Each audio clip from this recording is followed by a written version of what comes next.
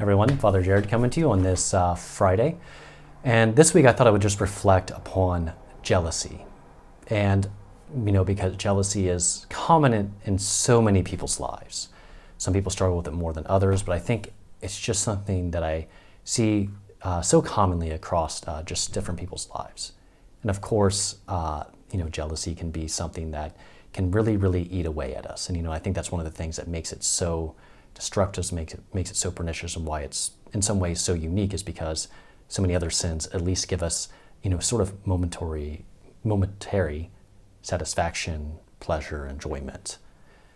Whereas jealousy from the very, very get-go, it just eats us up inside and it just feels icky, nasty for us, makes us feel terrible about the other person, and it's just a terrible cycle. It's a terrible sort of emotion and vice that can creep up within our hearts. And what is jealousy exactly? And I looked this up in the dictionary, so I thought I would just share this definition with you. Feeling resentment against someone because of that person's rivalry, success, or advantages. And that can include things like anything, even like relationships, material possessions, talents, virtues, so on and so forth. And we can feel that extreme resentment towards them because of something that they have. And I think it's important that we, that so many of us have felt that. So what do we do about it though? What do you do whenever you experience jealousy within yourself? And I think there's maybe four things I will include in here to say that three things really. Three things that we should do, but number two is broken up into two things, but we'll get there. So we'll just say four things. So first thing, pray for the other person. In that moment where you begin to feel jealousy creeping up in your heart, pray for them. Say, Lord, I desire the same good for them that I desire for myself. So Jesus, I desire the same good for insert name that I desire for myself. Putting them into the Lord's hands, into Our Lady's hands, and just handing them over. Letting them be, in the Lord's hands. So praying for that other person, because we're supposed to pray for even our enemies, as the Lord tells us. So pray for them. And that can begin to then, the rest of the process, which then is, the second step is to consult that jealousy. Why are you jealous? What are you jealous about? Am I jealous because my neighbor has, a better car, more stuff than me, a nicer house, so on and so forth? And even as a priest, like I can be jealous of other priests' popularity or, whatever, they're better preachers, teachers, so on and so forth. And we can grow jealous at all these different things.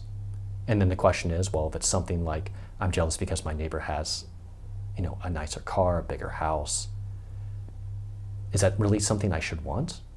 And so that's the first consulting is it an inordinate desire? Is it something that I shouldn't want, that I shouldn't desire? And if it's not, then you need to pray for a corresponding virtue. So if I want more stuff, more money, I need to pray for temperance, prudence, because, prudence teaches us what we should and shouldn't do. And if in order to get all the stuff that my neighbor has, I have to work 80 hours a week and thus have to give up, a lot of time with friends and family, it's probably something I shouldn't want, probably something I shouldn't pursue, shouldn't seek out.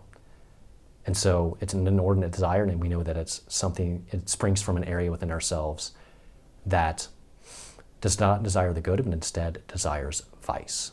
So then we try to remove it. We pray for the corresponding virtue and try to build up that virtue within ourselves by some sort of plan.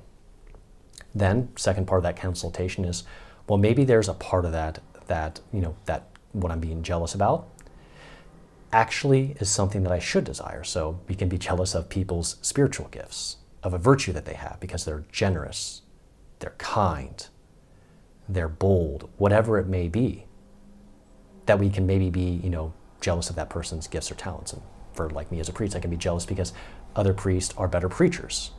And while we should acknowledge that maybe we'll never be as kind, maybe we'll never be as generous as that person we're jealous of, we do recognize a lack within ourselves, and then that can motivate us to then take action to inculcate that virtue, to take action to enact that virtue. So we could go back to the example of being jealous of other priests being better preachers.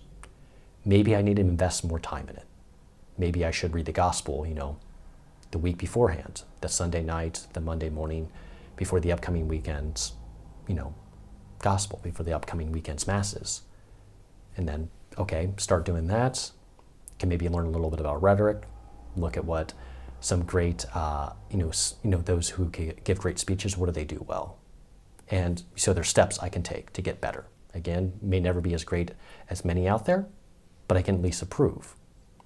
And oftentimes when we do begin to improve, when we take action to make up for what that lack, that negation within ourselves, oftentimes jealousy will begin to disappear because we're doing the best that we can. And whenever we are doing the best we can often begin to see that jealousy disappear. Okay, so that's, the consultation piece. So those 1, 2, and 3. So number 4 is something that Paul tells us in his letter to the Romans, something that he encourages the Christians in Rome of the first century to do. Rejoice with those who rejoice. We should rejoice at the fact that other people have great gifts. We should rejoice at the fact that there are people who are so generous, so kind, such good preachers, so on and so forth. Like, we should be happy that that is happening in people's lives, that the Lord is bringing about a harvest of holiness, of sanctity, of salvation in the lives of others through this person's gifts or talents. We should be happy about that. We should be glad about that. And so we rejoice with those who rejoice. And, then it goes back to kind of what, the litany of humility. The very last one is that others may become holier than I, provided I become as holy as I should. It's a great prayer. That we should desire in many ways that if others become greater than we, and that's okay as long as we are still pursuing and following the Lord in the way that he has laid out for us. And we should rejoice that other people are better than we are. We should rejoice that other people are striving after us and, all those things. We should really, really desire that for other people. And so I think that's a really, really important thing for us to always, always reflect upon, is that we should desire to see goodness in other people. We should desire to see God working in the lives of others.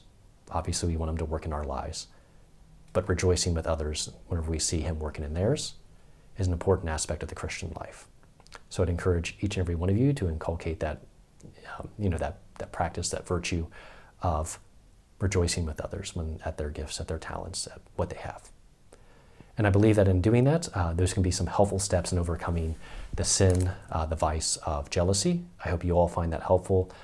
Know of my prayers for each and every one of you. Please pray for me, and I hope you have a good weekend, and God bless.